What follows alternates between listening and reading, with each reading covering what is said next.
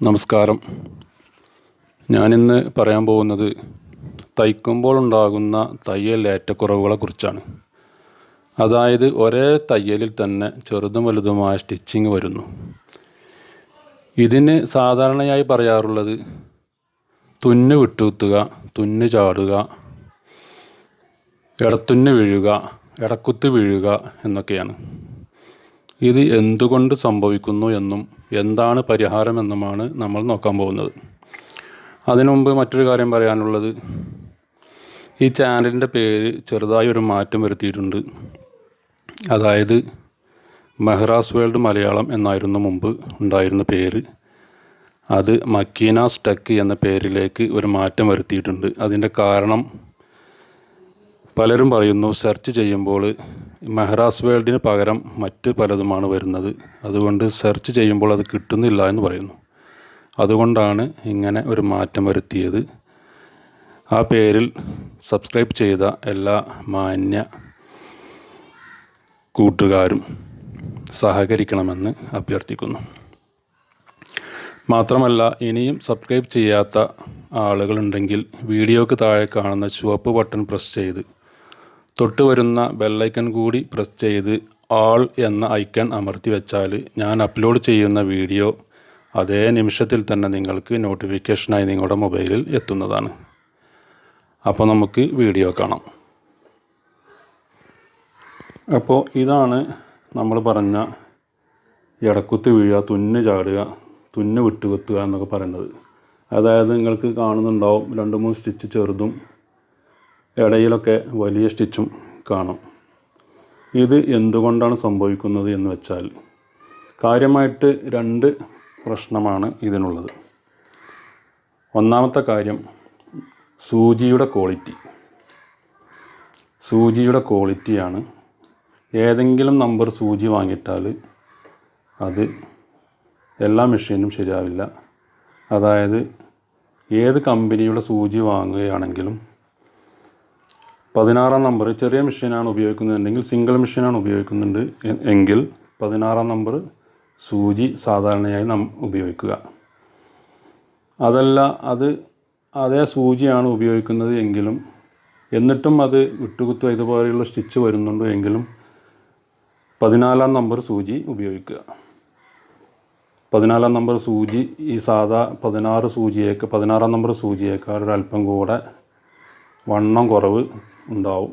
അപ്പോൾ ഇതുപോലെയുള്ള സ്റ്റിച്ച് വിട്ടുകുത്തുന്നതിന് ഒരു പരിഹാരമായിട്ട് നമുക്കത് കാണാവുന്നതാണ്. അത് എല്ലാ തുണിയിലും ആ സൂചി ഉപയോഗിക്കാൻ നമുക്ക് പറ്റില്ല. കാരണം കട്ടിയുള്ള തുണികളിൽ തയ്ക്കുന്ന സമയത്ത് ആ സൂചി ഒടിഞ്ഞു പോകാൻ സാധ്യതയുണ്ട്. അത് അത്രമാത്രം വിട്ടുകുത്തുന്നുണ്ടെങ്കിൽ മാത്രമേ ആ സൂചി ഉപയോഗിക്കാവൂ, അതും കനം കുറഞ്ഞ തുണിയിൽ. രണ്ടാമത്തത്, സ്റ്റിച്ചിങ് പിടിക്കാത്ത ചില തുണികളുണ്ട്. അതായത് ബനിയൻ ക്ലോത്ത്, അതുപോലെയുള്ള ഈ ചില പർദ്ദകളൊക്കെ തയ്ക്കുന്ന സമയത്ത് സ്റ്റിച്ചിങ് പിടിക്കാറില്ല. അതുപോലെ വെൽവെറ്റ് തുണിയിലും സ്റ്റിച്ചിങ് പിടിക്കാറില്ല. അതിന് 11-ാം നമ്പർ സൂചി ഉപയോഗിക്കുക. അത് 14-ാം നമ്പറിനേക്കാളും അല്പം കനം കുറവ് തോന്നിക്കുമെന്നല്ല, കനം കുറവുള്ളത് തന്നെയാണ്. അപ്പോൾ അത്തരം തുണികളിൽ ഉപയോഗിക്കാൻ പറ്റുന്ന സൂചിയാണ് 11-ാം നമ്പർ സൂചി. അത് ഉപയോഗിക്കുക. അത് ഞാനീ പറഞ്ഞ ക്ലോത്തിൽ മാത്രമേ ഉപയോഗിക്കാവൂ. ഏത് സൂചി ഉപയോഗിച്ചിട്ടും സ്റ്റിച്ചിങ് പിടിക്കാത്ത ചില തുണികൾ, അതായത് വെൽവെറ്റ്, അതുപോലെ ബനിയൻ ക്ലോത്ത്, അതുപോലെ ചില സിൽക്കിൻ്റെ തുണികളിലും അത് സ്റ്റിച്ചിങ് പിടിക്കില്ല. അപ്പോൾ അത്തരം തുണികളിൽ ഉപയോഗിക്കാൻ പറ്റുന്ന സൂചിയാണ് 11-ാം നമ്പർ സൂചി. സാധാരണ നമ്മൾ ഉപയോഗിക്കേണ്ട സൂചി 16-ാം നമ്പർ സൂചിയാണ്. പിന്നെ കുറച്ച് കനം കൂടുതലുള്ള തുണികളൊക്കെ നിങ്ങൾ തയ്ക്കുകയാണെങ്കിൽ 18-ാം നമ്പർ സൂചിയൊക്കെ ഉപയോഗിക്കാം. പക്ഷേ അത് ഉപയോഗിക്കുന്നത് കൊണ്ട് മെഷീനിന് കംപ്ലൈൻറ്റ് വരും. സ്റ്റിച്ചിങ് ഷട്ടറിൽ പോയി തട്ടാൻ സാധ്യതയുണ്ട് സൂചി. അപ്പോൾ സ്റ്റിച്ചിങ് കംപ്ലൈൻറ്റ് വരും. അപ്പോൾ സാധാരണയായി നമ്മൾ 16-ാം നമ്പർ സൂചി തന്നെയാണ് ഉപയോഗിക്കേണ്ടത്. ഏത് കമ്പനിയുടേതാണെങ്കിലും 16-ാം നമ്പർ ഉപയോഗിക്കുക.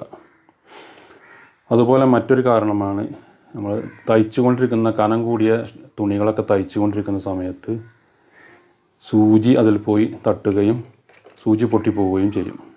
ഈ സൂചി പൊട്ടിപ്പോകുന്ന സമയത്ത് നല്ല ശക്തിയിലായിരിക്കും അത് പോയി തട്ടുക. അപ്പോൾ ഈ നീഡിൽ ബാർ എന്ന് പറഞ്ഞാൽ ഈ സൂചി ഇടുന്ന ഈ സാധനമാണല്ലോ നീഡിൽ ബാർ. ഇതായത് ഈ സാധനം അത് മേലോട്ട് ഒരല്പം പൊന്തും. മേലോട്ട് പൊന്തി കഴിഞ്ഞാൽ നമ്മൾ നൂല് എടുത്തു കഴിഞ്ഞാൽ അത് മേലോട്ട് വരില്ല. അപ്പോൾ അത്രയും കംപ്ലൈൻ്റ് ഉണ്ടെങ്കിൽ അത് സ്റ്റിച്ചിങ് പിടിക്കാതെ വരും.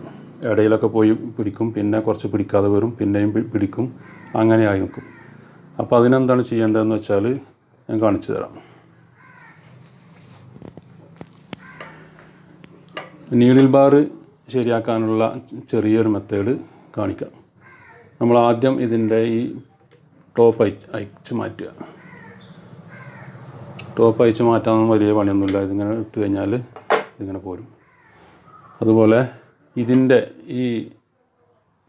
ഇതിൻ്റെ ഈ ഭാഗത്തായിട്ട് ചെറിയൊരു ഹോൾ കാണാം. ആ ഹോളിലൂടെ ചെറിയൊരു സ്ക്രൂ ഡ്രൈവർ, അതായത് ഇതിലെ ഒരല്പം കൂടുതലുള്ളതോ ആയാലും നമുക്കത് അഴിച്ചെടുക്കാൻ പറ്റും. അതിലെ തുളയിലൂടെ ഈ നീഡിൽ ബാറിനെ താഴ്ത്തി വെക്കണം.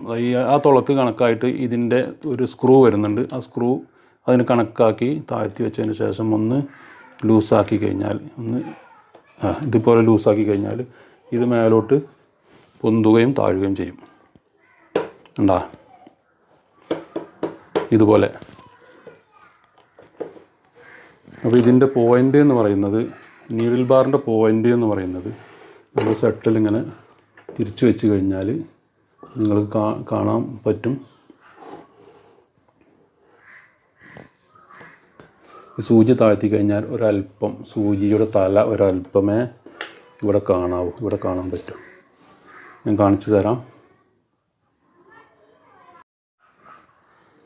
ഇതാണ് ഇവിടെ നിങ്ങൾക്ക് കാണാമല്ലോ, സൂചിയുടെ തല ഒരല്പം കാണുന്നുണ്ട്. അങ്ങനെ അത് കാണാവൂ.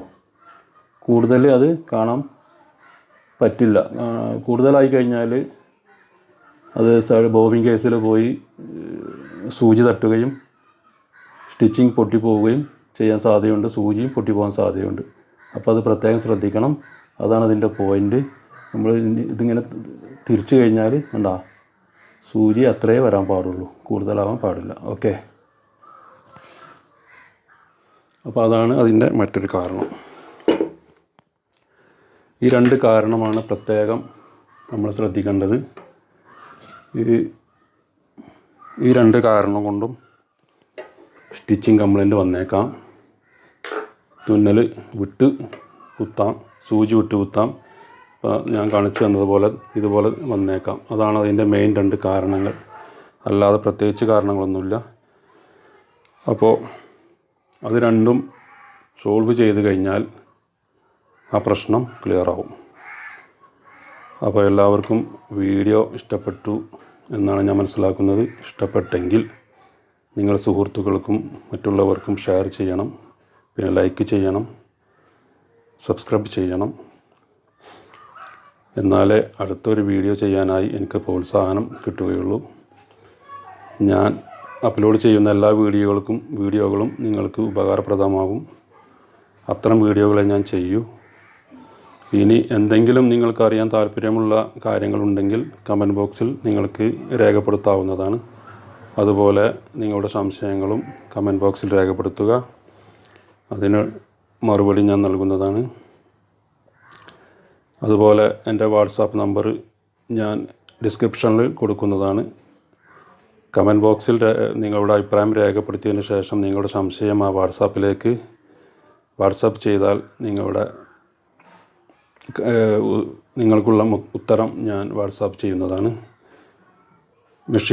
മെഷീനിന് എന്തെങ്കിലും കംപ്ലൈൻ്റ് ആണെങ്കിൽ അത് വീഡിയോ എടുത്ത് വാട്സാപ്പ് ചെയ്യുക. എന്നാൽ അത് പെട്ടെന്ന് മനസ്സിലാക്കാൻ സാധ്യതയുണ്ട്, മനസ്സിലാക്കാൻ കഴിയും. അതുകൊണ്ട് അപ്പോൾ തന്നെ എനിക്കതിന് മറുപടിയും നൽകാൻ കഴിയുന്നതാണ്. ഓക്കെ, ഇത്രയൊക്കെ ഇന്നത്തെ വീഡിയോയിൽ പറയാനുള്ളൂ. എല്ലാവർക്കും ഗുഡ് ബൈ.